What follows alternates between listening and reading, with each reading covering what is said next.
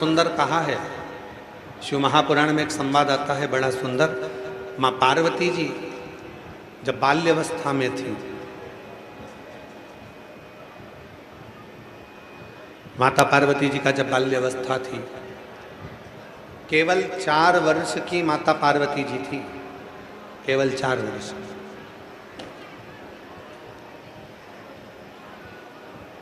और 4 वर्ष की माता पार्वती जी एक बार भगवान देव अधिदेव महादेव का मट्टी का शिवलिंग खेल खेल में बना रही थी। पार्थिव शिवलिंग का निर्माण खेल खेल में कर रही थी, केवल खेल खेल, खेलते खेलते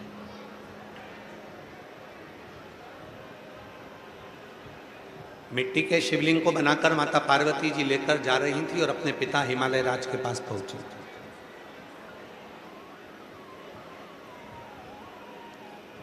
और पिता हिमालय राज के पास में जब पार्वती मैया पहुंची, मिट्टी का शिवलिंग उनके हाथ में था और पिता हिमालय राज ने माता पार्वती जी से पूछ लिया कि पार्वती गौरा, ये क्या बनाया है तूने? ये क्या निर्माण करा है तूने?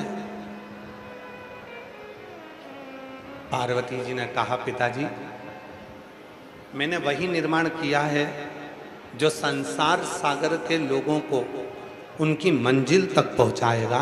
उसका निर्माण मैंने अपने हाथों से किया। उसका निर्माण।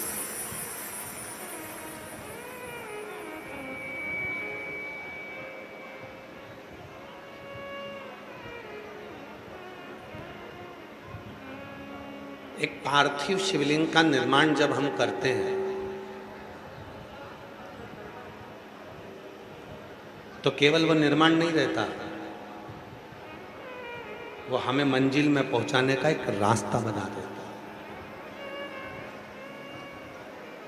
केवल वो निर्माण नहीं है, मंजिल तक पहुंचाने का एक रास्ता निश्चित कर देता।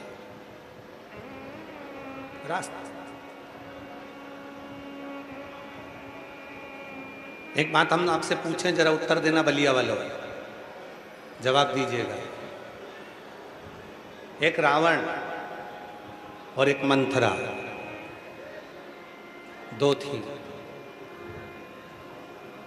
एक था रावण, दूसरी थी मंथरा।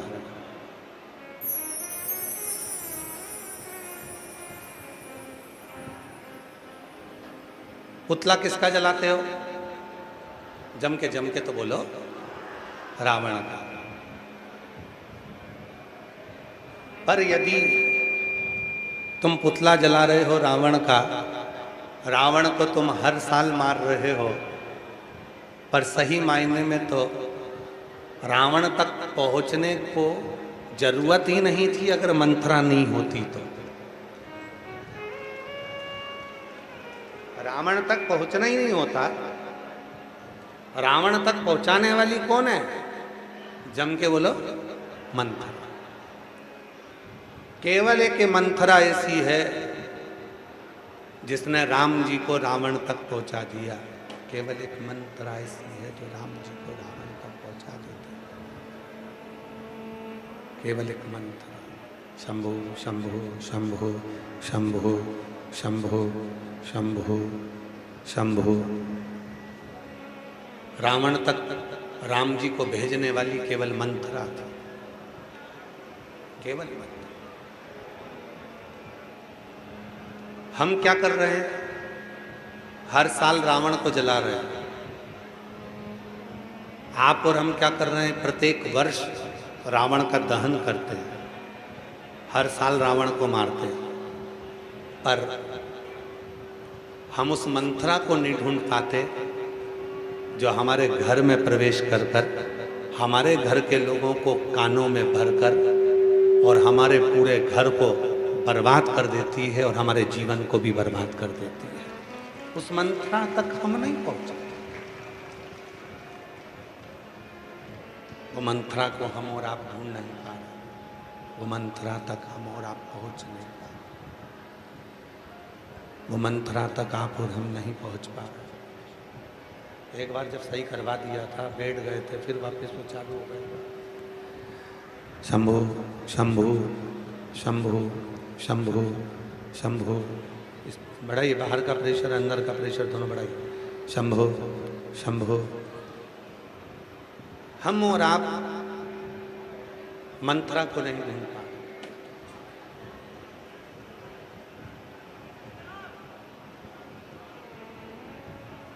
नंदी, कल कथा चल रही थी नंदी की। नंदी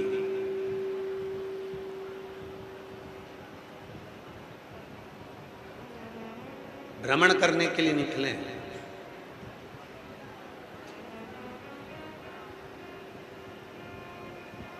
और नंदी भ्रमण करते करते करते करते सब दूर घूमने के बाद में आखिरी में नंदी एक बट वृक्ष के नीचे जाकर बैठे।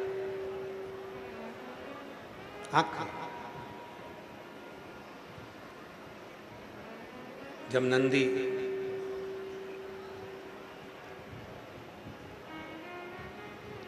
एक वट वृक्ष के नीचे जाकर बैठते हैं, कुछ देर बाद वहीं से श्री तुमरुका जी का आगमन हो जाता है।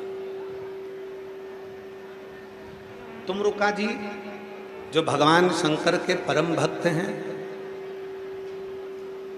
भगवान शिव के परम भक्त हैं, जिनका मुख घोड़े का लगा हुआ है, में वीणा है, करताल है, और शिव नाम दिन भर 24 घंटे उनके मुख से निकलता रहता है। भगवान शंकर के नाम का उच्चारण वो करते रहते हैं, शिव नाम लेते रहते हैं, शिव नाम। तुमरुका नंदी जी बढ़ के नीचे बैठे हुए। अरे बाहर का प्रेशर बढ़ाओ भाई, आवाज़ नहीं आ रही, यहाँ की भी आवाज़ गूंज रही है। आवाज़, ये स्पीकर चल रहा है क्या? कान तो लगाओ थोड़े से। चल रहा है तो फिर आवाज़ कहाँ है? शंभो। नंदी, आवाज़ नहीं आ रही है इधर, अंदर भी आवाज़ नहीं आ रही है पंडाल में। अंदर के स्पीकर ऑन खोलिए, अंदर के जितने लगे हैं, और प्रेशर खोलो अंदर का, इधर पंडालों का, तो पंडाल की आवाज़ ही आ जाएगी इधर। नहीं आ रहा है स्पीकर में आवाज़। ये देखो पब्लिक को पूरी कोई का आवाज़ ना जा रही है। नंदी बट वृक्ष के नीचे जाकर विराजमान, और नंदी जब बट वृक्ष के नीचे जाकर, बस ठीक है अभी आएंगे। नंदी जब बट वृक्ष के नीचे जाकर विराजमान हुए, तब तुमरुका जी का आगमन हुआ। शिव नाम लेते लेते लेते लेते तुमरुका जी आ रहे हैं।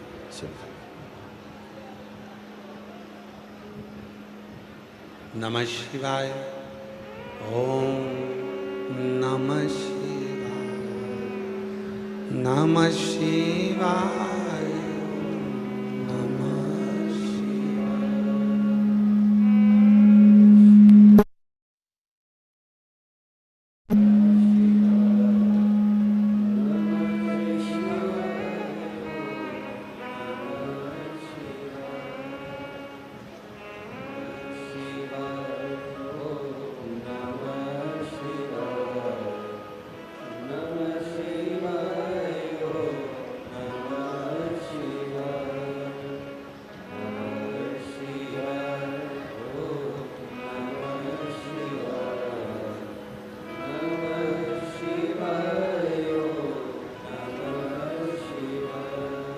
तुमरुका जी शिव नाम लेते लेते बट वृक्ष के नीचे आ गए। नंदी बैठे थे।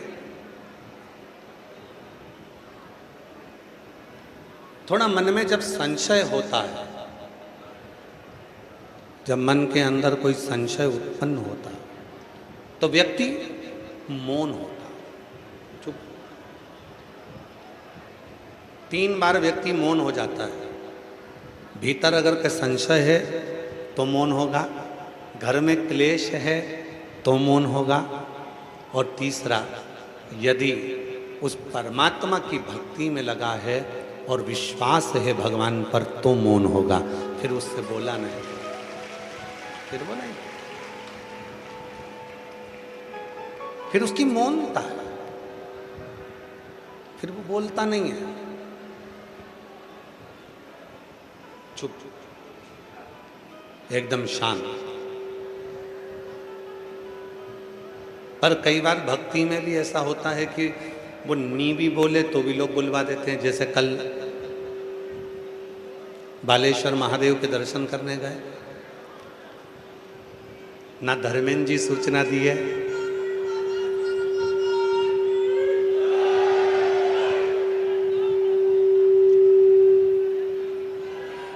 ना धर्मेंद्र जी सूचना दिए किसी को, ना हमने किसी को बोला कि हम जा रहे हैं।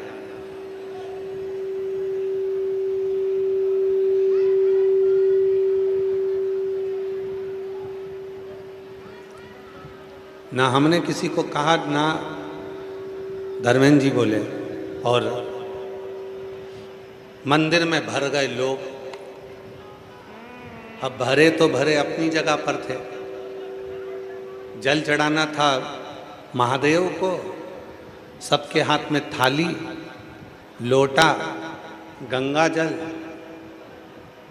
चढ़ाना था बालेश्वर महादेव को, और इन्होंने चढ़ाना चालू कर दिया।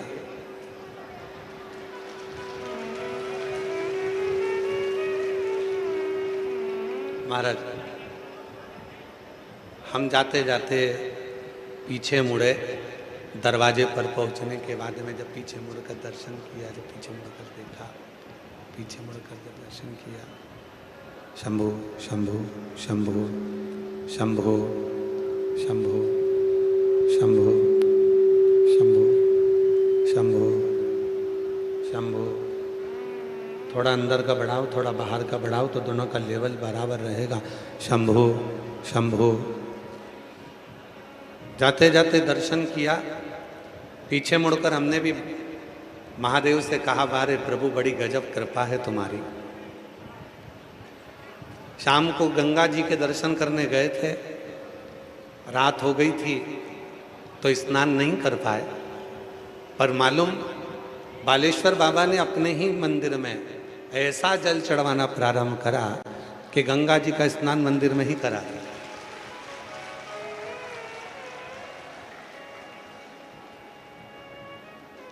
जैसी गंगा में लहरें आती हैं धर्मेंद्र जी, जैसे गंगा में लहरें आती हैं, वैसी कल लहरें मंदिर में चल रही थी। पूछो, ये मंदिर वाले बैठे हैं यहाँ, मंदिर वाले कौन कौन बैठे हैं? सब बैठे, पूरी टीम। खड़े हो जरा, जो मंदिर में थे कल, ये पूरी टीम। इधर से माताओं का झोंका आया, धर्मेंद्र भैया इधर, फिर उधर से माताओं का झोंका आया, धर्मेंद्र भैया इधर, और इनके साथ में हम उधर, वो इधर उधर, और ऊपर से उधर पीछे पीछे जो खड़ी थी वो पानी लोटे का दे, इधर से गंगा जल की बोतल। हमने कहा, वाह रे भोलेनाथ, सोच कर गए थे शाम को, साथ में कपड़े भी ले गए थे कि गंगा जी में जाएंगे, डुबकी लगाएंगे, पर वहां अंधेरा हो गया, घाट पर पानी दूर था, और भोलेनाथ जी तो घट घट की जानते, उन्होंने कहा वहां नहीं नहा के आया तो यहां नहा ले, नीला। शिव का प्रेम, ये इसीलिए कहते हैं, शिव महापुराण की कथा कहती है कि तुम जहां बैठे हो, जैसे बैठे हो, उस स्थान पर जब तुम उस देव अधिदेव महादेव को भजते हो, उस देव अधिदेव महादेव का स्मरण करते हो, तो निश्चित है तुम्हारे जीवन की सारे दुख अपने आप समाप्त होना प्रारंभ हो जाते हैं, सारे कष्ट समाप्त होना प्रारंभ हो जाते हैं, और जीवन में आनंद की अनुभूति होने लगती है, आनंद की अनुभूति होने लगती है अपने आप। मौन हो गया, बट वृक्ष की छांव थी, और उस बट वृक्ष की छांव में,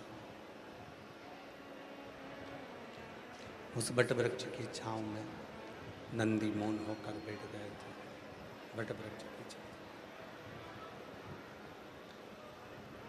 और वट वृक्ष की छांव में जैसे ही नंदी मौन होकर बैठे, नंदी मौन हो गए वट वृक्ष की छांव में, तुमरुका जी का आगमन हुआ। तुमरुका जी आए, नंदी को देखा,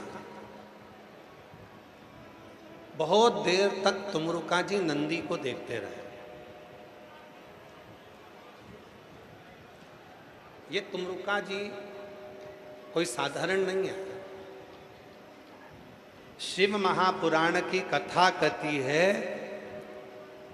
चंचुला देवी के जीवन के जितने दुख थे उनको समाप्त यदि किसी ने करा तो तुमरुका जी की शिव महापुराण की कथा ने करा, शिव पुराण की। इसलिए आज भी नियम है, आज भी नियम है। जगत की जितनी माताएं, मेरी जितनी जीजियां हैं, जितनी मेरी जीजियां, जितनी मेरी बेटियां हैं, जितनी मेरी माताएं बैठी हैं, जितनी मेरी बुजुर्ग माँ बैठी हैं, जितनी मेरी जीजियां बैठी हैं, जितनी मेरी माताएं बैठी हैं, हम निवेदन करें, अगर जिंदगी में मेरी बेटियों को, मेरी जीजियों को, मेरी माताओं को अगर जीवन में अपने गर्भ से जुड़ी हुई, अपनी उदर से जुड़ी हुई या संतान से जुड़ी हुई कोई भी समस्या तुम्हारे जीवन में अगर आकर खड़ी होती है, तो शिव जी के मंदिर में जाकर जो लोटा भरकर जल लेकर जाते हो, उस जल को थोड़ा थोड़ा कर 7 बार तुम रुकेश्वर महादेव का नाम लेकर चढ़ाना प्रारंभ कर दो और उस जल का आचमन करना प्रारंभ कर दो। उदर से जुड़ी हुई, पेट से जुड़ी हुई, बच्चादानी से जुड़ी हुई, संतान से जुड़ी हुई कैसी भी समस्या हो वो धीरे धीरे समाप्त हो ही जाती। तुम रुका जी, तुम रुकेश्वर। कौन से महादेव? जम के बोलो, तुम रुकेश्वर महादेव। जम के बोलो, तुम रुकेश्वर महादेव। तुम रुका जी के नाम से।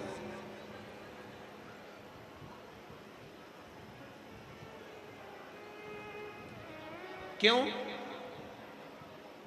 भगवान शंकर के परम भक्त हैं तुमरुका जी, जिनके मुख से हर घड़ी, हर क्षण, हर पल शिव नाम निकलता। 2, एक द्रौपदी, एक तुमरुका। द्रौपदी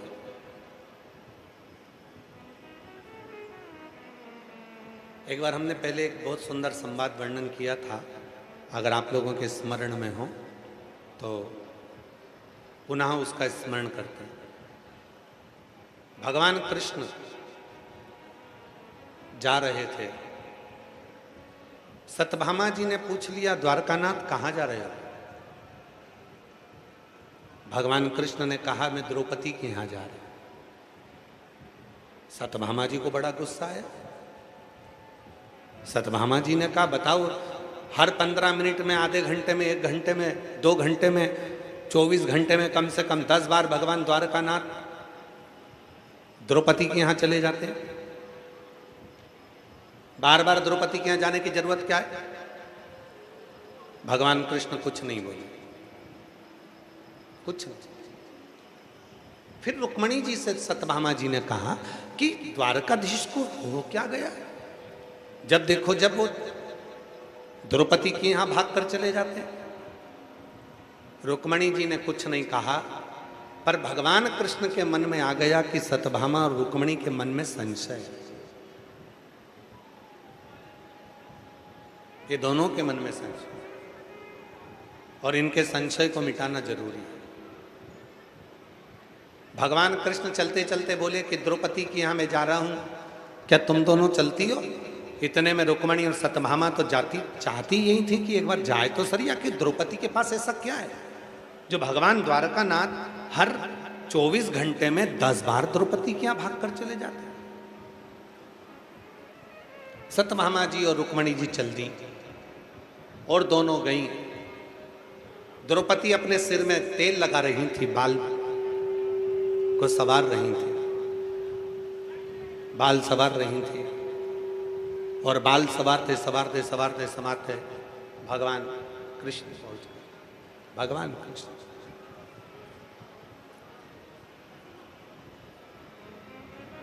भगवान कृष्ण ने जाकर, इसको बढ़ा दो भाई थोड़ा, भगवान कृष्ण ने जाकर पूछा,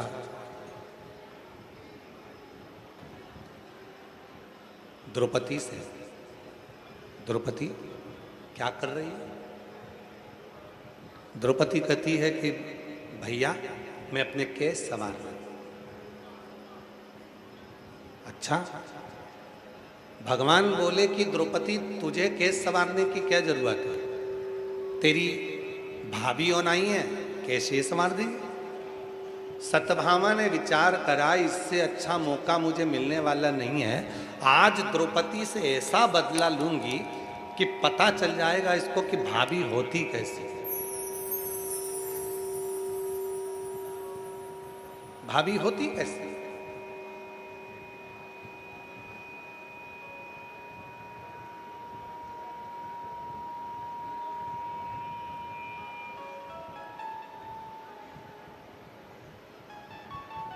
चलिए, सत्यभामा जी बैठ गए द्रौपदी के केशों में तेल लगाने के लिए, और द्रौपदी के केशों में तेल लगाने, सत्यभामा जी द्रौपदी के केशों में तेल लगाने लगे। द्रौपदी के केशों में तेल लगाती हुई सत्यभामा जी ने उसी समय पर द्रौपदी के एक केश को खींचा। जैसे ही केश खींचा, उसमें से आवाज आई, हे कृष्ण। सत्यभामा जी को समझ में नहीं आया कि आखिर बात क्या है, कि मैंने बाल खींचा, मैंने केश खींचा, और केश खींचने पर उसमें से आवाज आ रही है, बाल खींचने पर उसमें से आवाज आ रही है, हे कृष्ण। समझ नहीं आ रहा ये हो कैसे, ये आखिर हुआ कैसे, ये समझ नहीं आ रहा, समझ नहीं।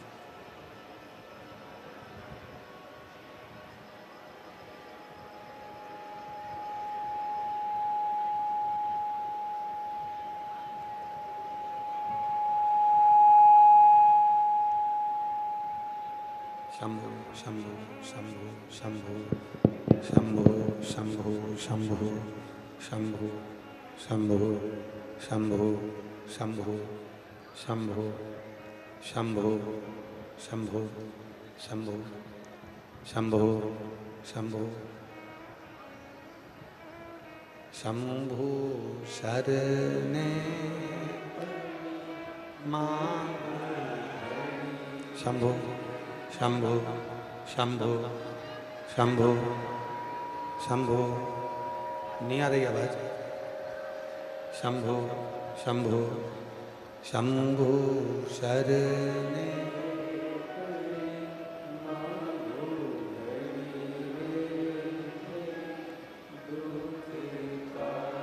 आवाज बढ़ाइए, सबकी बढ़ाओ।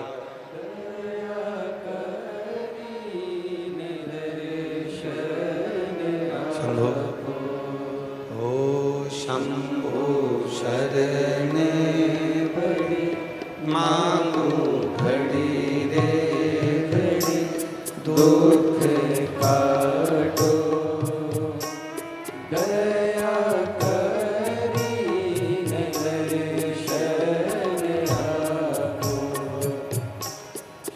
द्रौपदी का केश खींचा, जैसे केश खींचा, केश खींचते से उसमें से आवाज आई, है कृष्ण।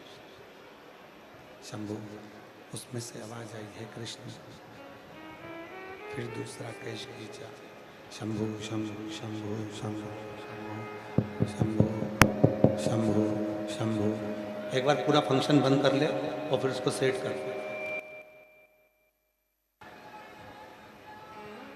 शंभु, सारी बटन घुमा दे एक साथ में, पूरी की पूरी, फिर उसको चालू करो। शंभु शंभु शंभु शंभु शंभु शंभु शंभु शंभु शंभु शंभु शंभु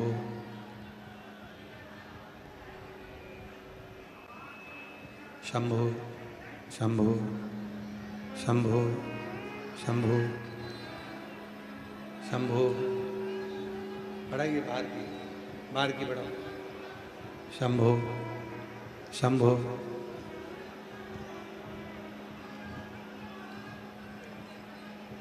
द्रौपदी का एक केश खींचा, आवाज आई है कृष्ण।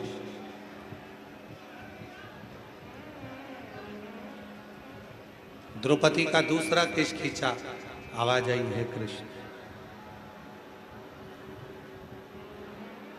हे कृष्ण, सत्यभामा को समझ नहीं आया।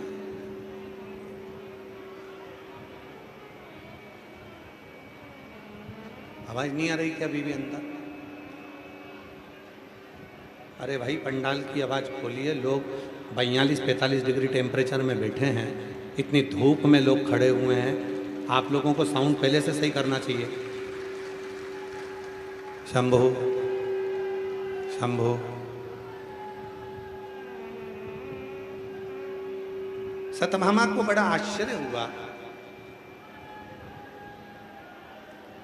कि द्रौपदी के जितने केश खींचे जाते हैं उसमें से आवाज आती है कृष्ण।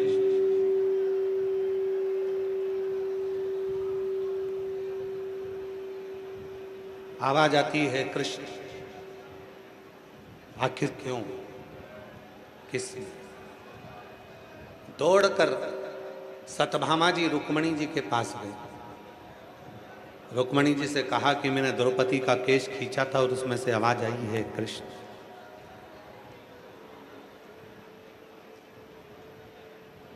रुक्मणी जी भगवान कृष्ण के पास गए और भगवान कृष्ण से जाकर कहा, नाथ, एक बात समझ में नहीं आती कि द्रौपदी का केश खींचा जाता है और उसमें से आवाज आती है हे कृष्ण, ऐसा क्यों? भगवान कृष्ण ने कहा, रुक्मणी, तुम और सत्यभामा के मन में आया था कि मैं दौड़ दौड़ कर द्रौपदी के पास क्यों जाता हूं, उसका केवल एक कारण है, केवल एक कारण। ये मानव के शरीर में जो 3.5 करोड़ रोम छिद्र हैं, ये मानव के शरीर में, ये मानव के देह में जो 3.5 करोड़ रोम छिद्र हैं, 3.5 करोड़ जो रोम छिद्र हैं, ये 3.5 करोड़ रोम छिद्र भगवत नाम के लिए केवल सारे ब्रह्मांड में केवल एक द्रौपदी ऐसी है जो 3.5 करोड़ बार मेरा नाम 24 घंटे में ले लेती है। 3.5 करोड़, 3.5 करोड़ बार मेरा नाम 24 घंटे के अंदर वो ले लेती है। शंभु शंभु शंभु शंभु। पंडाल की आवाज खोलो, पंडाल की आवाज खोलो। 3.5 करोड़ बार भगवान कहते हैं कि मेरा नाम लेती है, तो 3.5।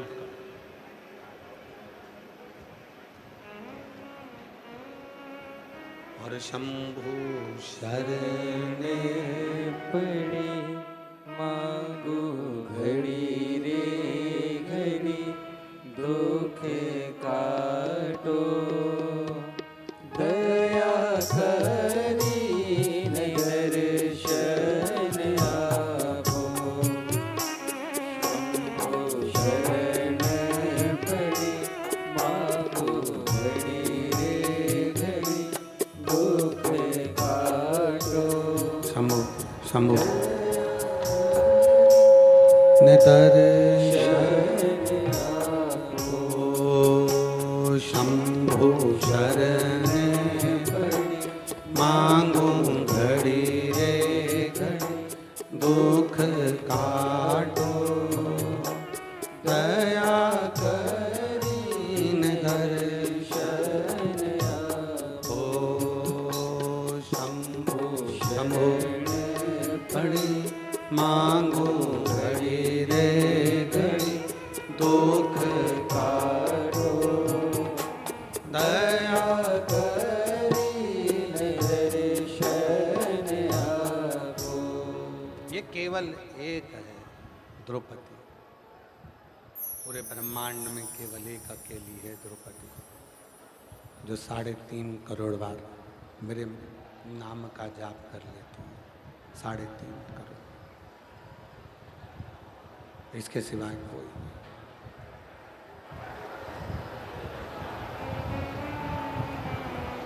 एक द्रौपदी 3.5 करोड़ बार भगवान के नाम का जाप करती है।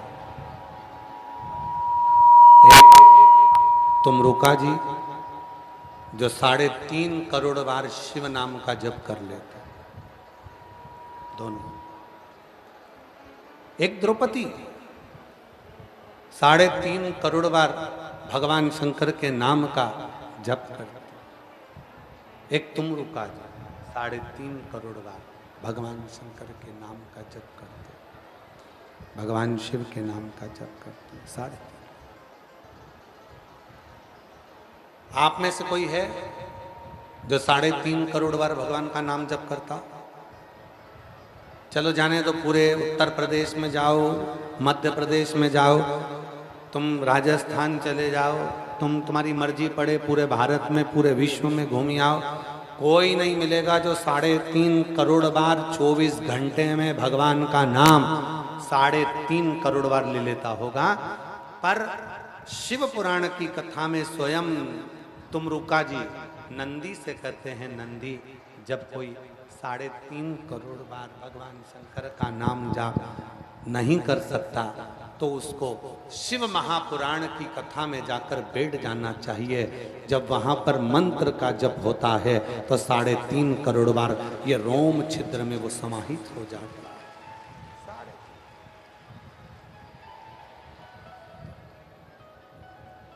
लोग कहते हैं कि गुरुजी आखिर शिव पुराण में आने के बाद में, भगवान शंकर की कथा में आने के बाद में लोगों का ये कार्य सफल क्यों हो जाता है? कथा में आने के बाद में कई लोग जो आते हैं उनका कार्य सफल क्यों हो जाता है? क्या कारण है? उसका केवल एक कारण है, आप और हम बैठकर जब भगवान शिव का नाम लेते हैं, श्री शिवाय नमस्तुभ्यम, अब ये 4 से 5 लाख लोग जो कथा को श्रवण कर रहे हैं, 5 लाख लोगों के मुख से एक साथ श्री शिवाय नमस्तुभ्यम जब निकलना और एक मंत्र का जब उच्चारण हम और आप करते हैं तो वो आपस में टकराता है, मंत्र बिखरता है और वो हमारे ये 3.5 करोड़ रोम छिद्र में से समाहित होकर हमारे जीवन के सारे संचित पापों को समाप्त कर देता है और हमें शिव की शरणागति दे देता है। शिव की संचित पाप,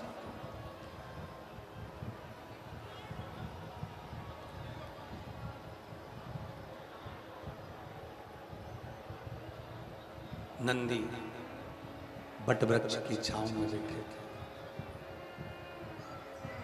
और नंदी बट वृक्ष की छांव में बैठे वहीं तुमरुका जी का आगमन हो गया। तुमरुका जी, क्या बात है नंदी, क्या हुआ? नंदी ने कहा कि मेरे मन में थोड़ा सा संशय है, मेरे उस संशय को समाप्त कर दिया।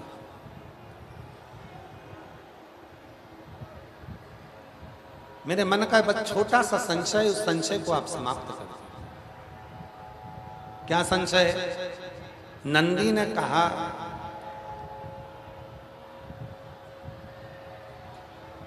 संशय केवल इतना सा है, संशय केवल इसी बात का है कि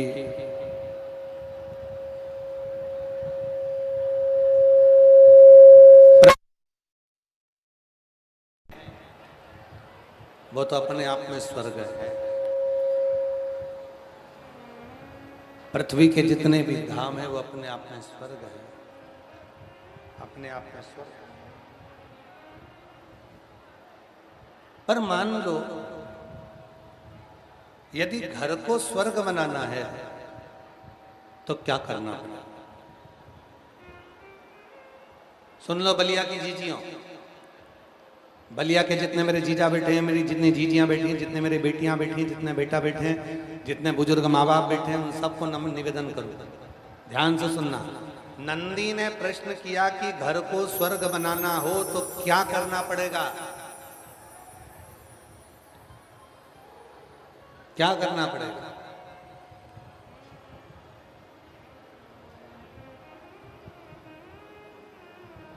तुमरुका जी ने जो जवाब दिया उसको सुनिएगा। तुमरुका जी ने जवाब दिया कि अगर घर को स्वर्ग बनाना है तो केवल दो चीजों का स्मरण करिए, दो चीज। पहला, पुरुष कानों को बंद कर ले और घर में रहने वाली स्त्री अपने मुख को बंद कर ले तो घर पूरा स्वर्ग बन जाए, पूरा स्वर्ग।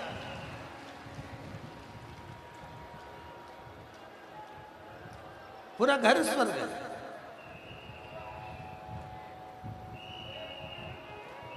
शिव करुणा सागर हैं और जब भगवान शंकर करुणा सागर हैं, नंदी से भगवान तुमरुका जी कहते हैं कि शिव को पहचानने के लिए, भगवान शंकर को जानने के लिए, पहचानने के लिए, शिव को जानने के लिए बहुत दूर नहीं जाना पड़ता। शिव को जानने के लिए अपने भीतर के एक विश्वास को, एक आनंद को पहचानना। शंभु शंभु शंभु।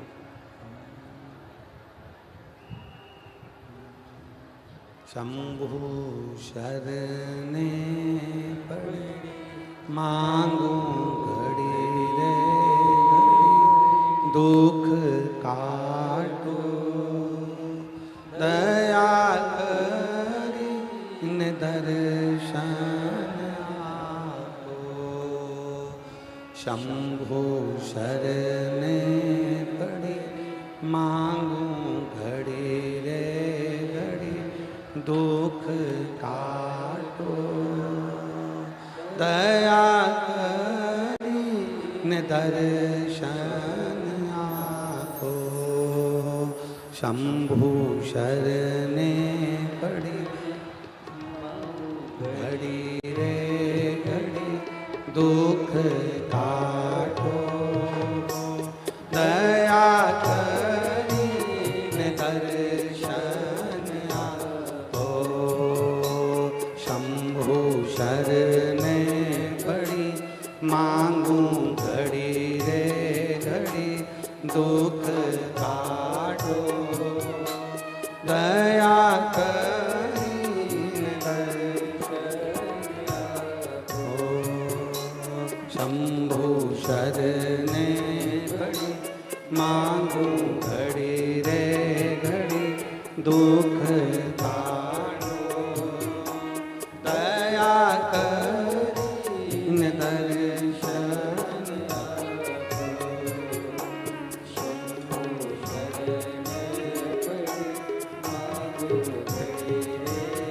पर्वत से बोले बाबा।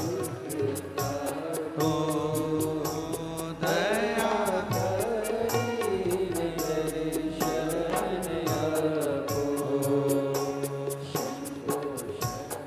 हार हार पर्वत से भोले बाबा नीचे उतर आओ। पर्वत से भोले बाबा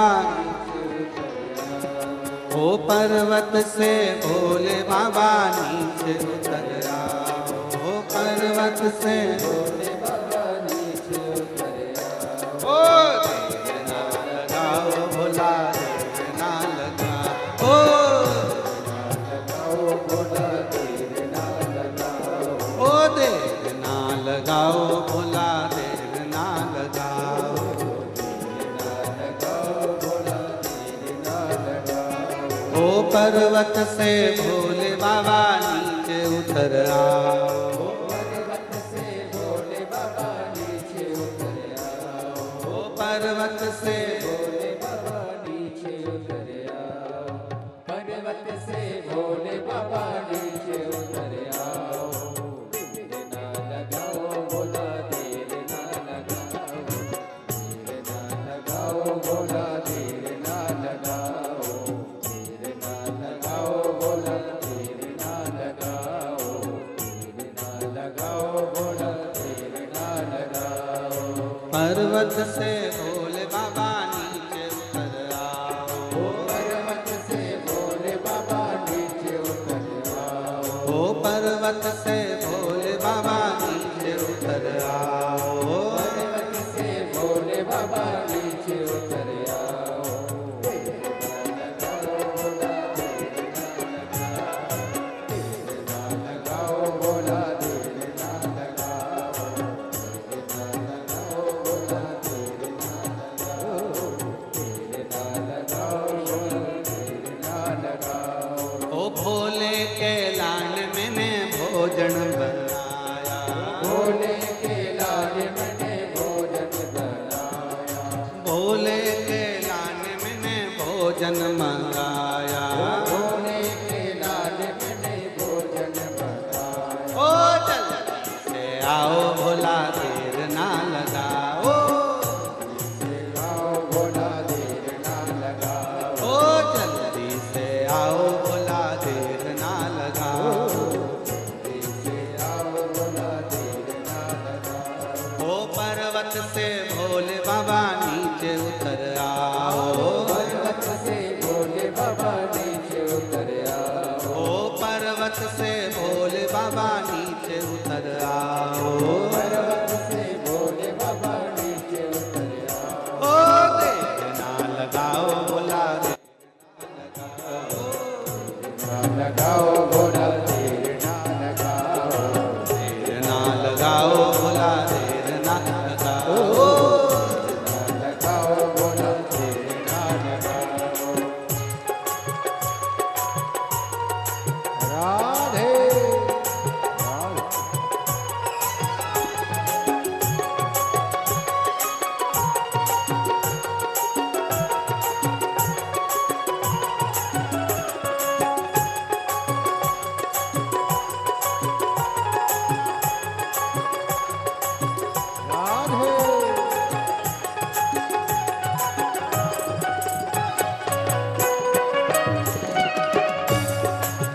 राधे।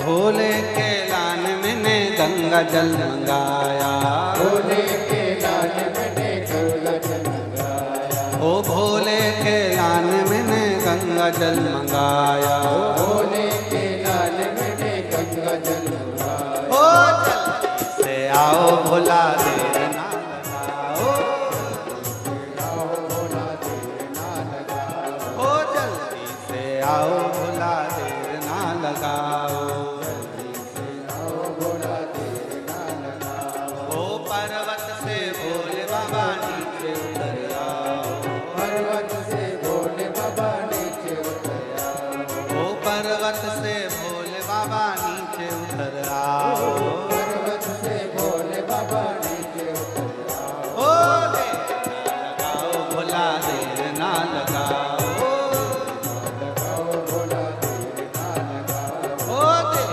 ना लगाओ भोला देर ना लगाओ, लगाओ भोला, देर ना लगाओ। राधे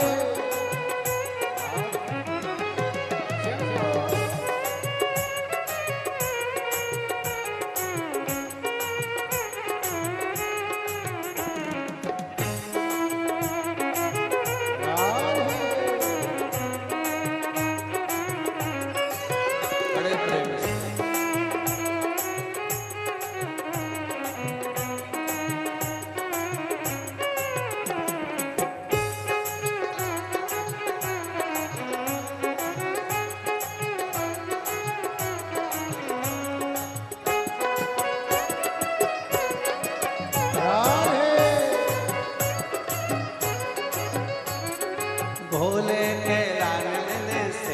सेजवा बिछाया, भोले के लाल मैंने सेजवा बिछाया, ओ भोले के लाल मैंने सेजवा बिछाया, भोले के लाल मैंने सेजवा बिछाया। ओ जल्दी से आओ भोला देर ना लगाओ, आओ भोला देर ना लगाओ, ओ जल्दी से आओ भोला देर ना लगाओ, जल्दी से आओ भोला देर ना लगाओ, जल्दी से आओ भोला देर ना लगाओ, जल्दी से आओ भोला देर ना लगाओ। पर्वत से भोले बाबा नीचे उतर आओ, पर्वत से भोले बाबा नीचे उतर आओ, ओ पर्वत से भोले बाबा नीचे उतर आओ, पर्वत से भोले बाबा नीचे उतर आओ। ओ देर ना लगाओ भोला देर ना लगाओ, आओ भोला देर ना लगाओ, ओ देर ना लगाओ भोला देर ना लगाओ, से आओ भोला देर ना लगाओ, ओ देर ना लगाओ भोला देर ना लगाओ, लगाओ भोला देर ना लगाओ, लगाओ भोला देर ना भोला देर ना लगाओ, ओ देर ना भोला देर ना लगाओ, ओ देर ना लगाओ भोला देर ना लगाओ, भोला देर ना लगाओ, ओ देर ना लगाओ भोला देर ना लगाओ, भोला देर ना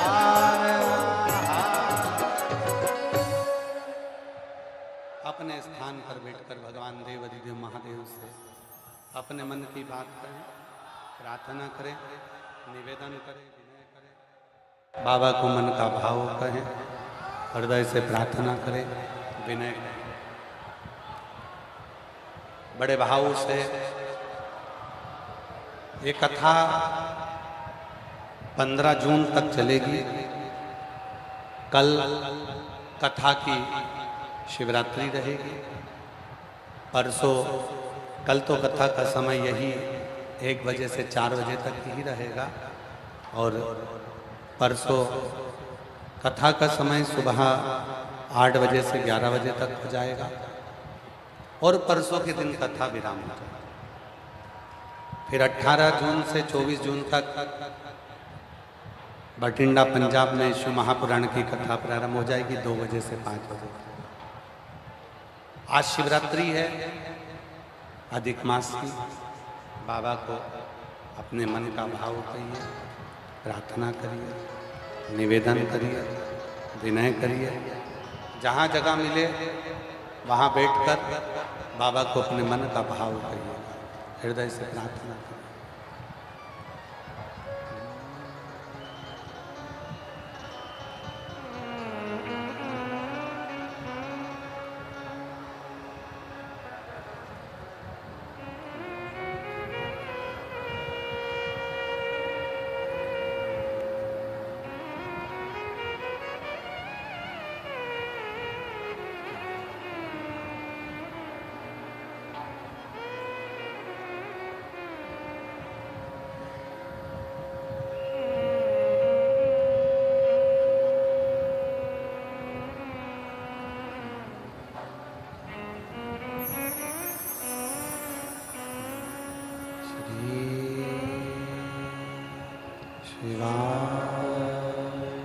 नमस्तु श्री शिवाय नमस्तु श्री शिवाय नमस्तु श्री शिवाय नमस्तु श्री नमस्तु भोला सब दुख काटो ओ भोला सब दुख काटो शिव शंकर जपो तेरी माला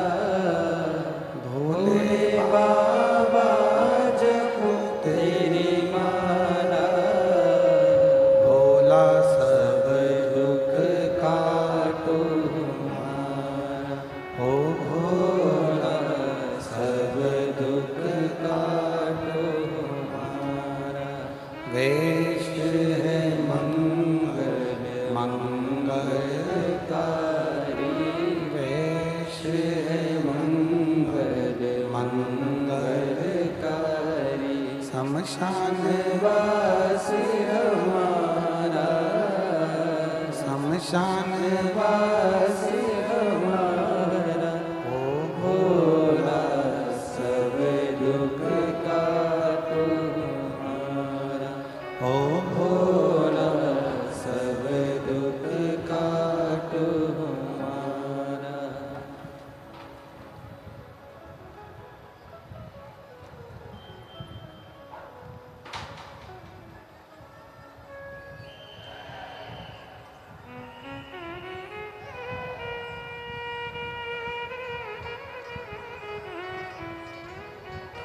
बाबा देवाधिदेव महादेव भगवान शिव की कथा कर रहे हैं। घर को स्वर्ग बनाने का केवल एक तरीका अपने जीवन में देखा, शिव तत्व। भगवान ओगड़दानी की कथा कहती है, एक बार मां पार्वती जी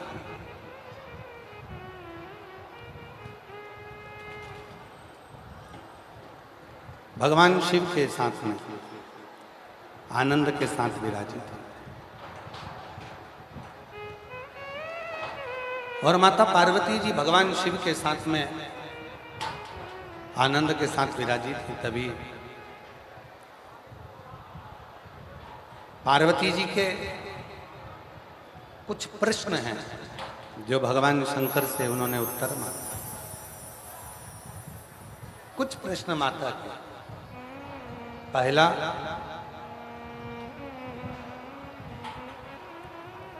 यदि मानव जीवन में कोई मनुष्य शरीर को रोग आ जाता है तो वो रोग समाप्त होने में देरी क्यों लगती है? दूसरा प्रश्न, कोई कष्ट देने वाला जब जीवन में आता है तो बारंबार कष्ट क्यों देता है? क्यों कष्ट? महाराज शिव जी ने कहा कि पार्वती,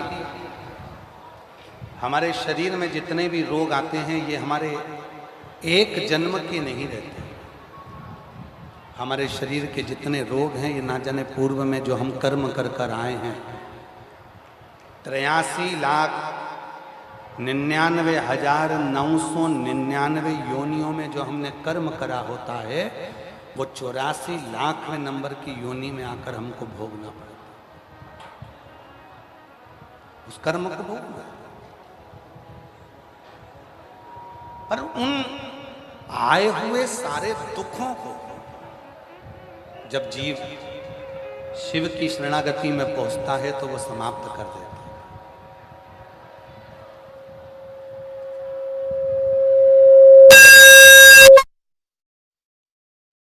सारे दुख। आज हमारे मंत्री जी को हम देखकर बड़े प्रसन्न हो रहे हैं। दया शंकर जी, आपको साधुता है। हमारे यहाँ शिव पुराण में लिखा है, भगवान माता पार्वती जी नंदी से और गणेश से बात करती है कि अगर व्यक्ति सारे तीर्थ करने ना जा सके तो अपनी माँ के चरण में बैठ जाए तो भी सारे तीर्थ हो जाते हैं। और आज आप कथा सुनने के लिए जो बैठे हो, अपनी माता को आपने ऊपर बिठाकर और आप उनके चरणों में बैठकर जो कथा श्रवण कर रहे हैं, ये सारे संसार के लोगों को प्रेरणा देने वाली है। हम कहेंगे आस्था चैनल वालों को कि ये संपूर्ण जगत को प्रेरणा देने वाली एक बात है कि अपनी माता को ऊपर बिठाकर स्वयं चरणों में बैठकर कथा का रसतत्व ग्रहण कर। एक बार जोरदार ताली बजाएं माननीय मंत्री महोदय के लिए। साधुता है। कहते हैं अगर सारे तीर्थ ना जा सके तो माँ के चरणों में बैठ जाओ और उनके चरण को ही प्रणाम कर लो तो सारे तीर्थों का फल प्राप्त हो जाता है। सारे तीर्थ, और वो फल जीव को मिले। शिव तत्व की प्राप्ति। एक बहुत अच्छा पत्र आया है, सुनिए। अच्छा पत्र।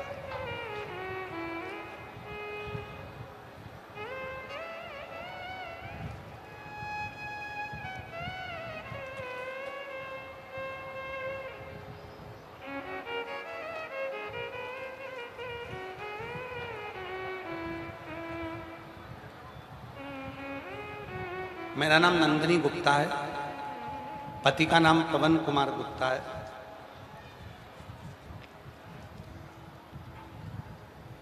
बांसडीही कचहरी दक्षिण टोला से आई।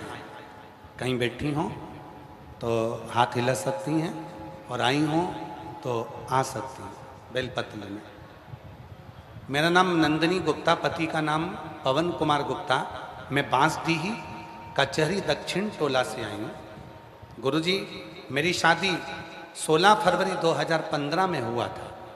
मेरी शादी को 11 साल हो गए थे, लेकिन मेरी कोई संतान नहीं हुआ। यहाँ तक कि डॉक्टरों को भी दिखा चुकी हूँ, लेकिन कोई फायदा नहीं हुआ। यहाँ तक डॉक्टरों की दवा देने से इनकार कर दिया कि तुम्हें संतान नहीं है। IVF कराने का बोला, वो भी करवा के देख लिया, फिर भी संतान नहीं। गुरुदेव, आपने आंकड़े की जड़ का उपाय बताया था। आंकड़े की जड़ वाला उपाय मैंने किया और बाबा की ऐसी कृपा हुई गुरुदेव, मैं नहीं जानती कि आप बोलते हो कि शिव बोलते हैं, पर आपने जो सफ़ेद आंकड़े की जड़ का प्रयोग बताया, बाबा की कृपा से मेरे यहाँ 19 मार्च 2026 को 11 साल के बाद में संतान की प्राप्ति हो गई। मैं बाबा को यहाँ प्रणाम करने के लिए आया। एक पत्र और बड़ा सुंदर है। मैं मुन्नी देवी, निवासी ग्राम पोस्ट भरोली, जिला बलिया की रहने वाली हूँ। मैं पिछले कई सालों से शिव महापुराण की कथा को नियमित रूप से सुन रही हूँ। मेरे पति का नाम अनिल केसरी है। गुरुजी, मेरे पति के पेट में गठान की समस्या डॉक्टर ने बताई थी। गुरुजी, डॉक्टर ने कहा कि इनके गठान का ऑपरेशन करना पड़ेगा, ये लीवर पर सूजन है और गठान हो गया। हम लोग घबरा गए, करें तो करें क्या। डॉक्टर ने तो कह दिया था कि घर जाकर तुरंत आओ और फिर इसका ऑपरेशन कराओ। तब किसी के कहने पर हमने कथा सुनना प्रारंभ करा। शिव जी के मंदिर में जल चढ़ाना, डॉक्टर की जो दवाई थी उसको कुंदकेश्वर महादेव के नाम से लेना प्रारंभ करा। और बाबा की ऐसी कृपा हुई गुरुदेव कि कुंदकेश्वर महादेव का स्मरण करके पूरे नियम और विश्वास के साथ जो किया, डॉक्टर के पास गए और बोली कि एक बार चेकअप करके देख लीजिए। तो डॉक्टर ने जब जांच करी तो पता चला कि पेट की गठान पूरी तरह से ठीक हो चुकी है। और गुरुजी, आश्चर्य की बात यह है कि कोई ऑपरेशन कराने की जरूरत नहीं पड़ी। मैं शिव को नमन करने के लिए आई हूँ। एक पत्र और बड़ा सुंदर है।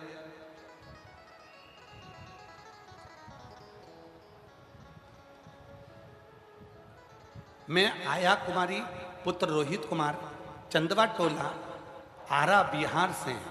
बाबा, मैं कोरोना में टीवी देख रही थी और अचानक आपकी कथा देखी और आपने कथा में पशुपतिनाथ व्रत करने के बारे में बताया। बाबा, मैंने भी पशुपति व्रत करा। पहली बार बाबा की ऐसी कृपा हुई कि बाबा ने मेरे बेटे का 5 सोमवार में ही पूरा हो गया और BA सेप्ट हेड कांस्टेबल के रूप में मेरे बेटे का सिलेक्शन हो गया। और बाबा, दूसरी बार में बाबा ने मुझे 10 कट्ठा जमीन भी दिला दी। मैं बाबा को यहाँ धन्यवाद देने के लिए आई हूँ, प्रणाम करने के लिए आई हूँ। शिव तत्व इसी को कहते हैं, शंकर की करुणा इसी को कहते हैं, शिव की दया इसी को कहते हैं। एक विश्वास, एक भरोसा, एक दृढ़ता मानव के जीवन को सुख दे जाती है, मानव के जीवन को सफलता दे।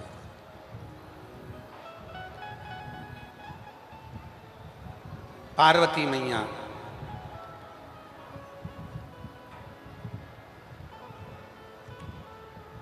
छोटे से शिवलिंग को बनाकर, पार्थिव शिवलिंग को बनाकर भगवान पार्थिव शिवलिंग को लेकर हिमालय राज के पास में पहुंच गए। पार्थिव शिवलिंग, पार्वती मैया जब पार्थिव शिवलिंग को लेकर हिमालय राज के पास गए, हिमालय राज ने पूछा, शंभू, हिमालय राज ने पूछा, ये तुमने क्या बनाया है?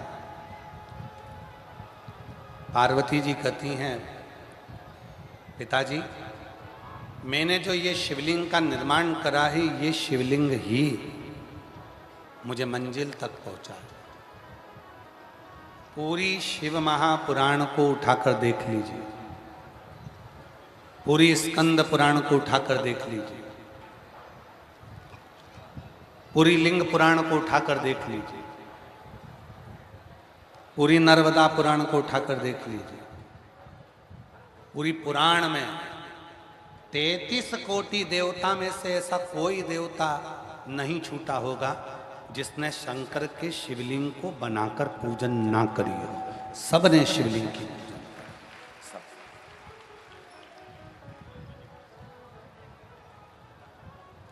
सब शिवलिंग की पूजन कर, सब शंकर की शिवलिंग का पूजन कर, शिवलिंग की आराधना कर, शिवलिंग की साधना कर, भगवान शंकर के शिवलिंग की पूजन कर, आराधना कर।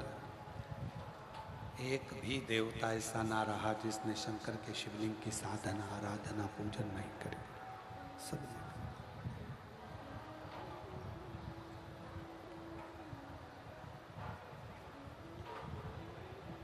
पार्वती जी बचपन से जो शंकर के शिवलिंग की आराधना करना प्रारंभ करी थी माता पार्वती जी, भगवान शिव मिल गए मां पार्वती को, तब तक भी माता पार्वती जी ने शिव की साधना को नहीं छोड़ा, शिव की आराधना को नहीं छोड़ा। शिव महापुराण की कथा यही कहती है।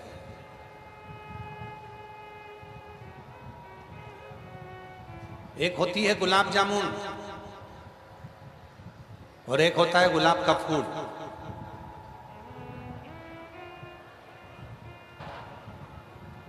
किसी से जाकर पूछना, दोनों की राशि एक ही है।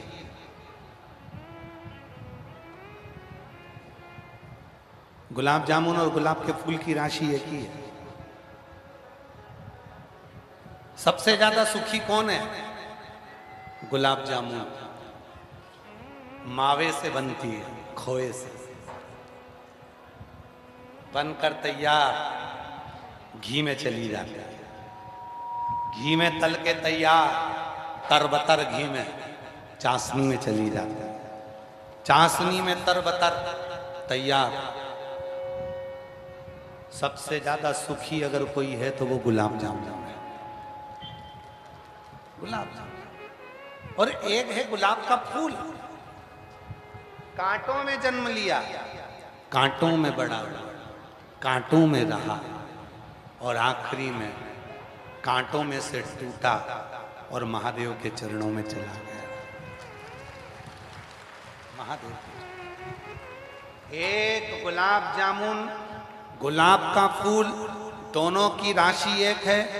दोनों में अंतर केवल इतना है कि गुलाब जामुन सुख भोगती है, खोए की बनती है, मावे की बनती है, घी में तलाती है, चाशनी में जाती है, पर फिर आखिरी में खाने के बाद भ्रष्टा में चली जाती है। और गुलाब का फूल कांटों में रहता है, बड़ा होता है, कांटों में से निकलकर आखिरी में महादेव के चरणों में चला जाए।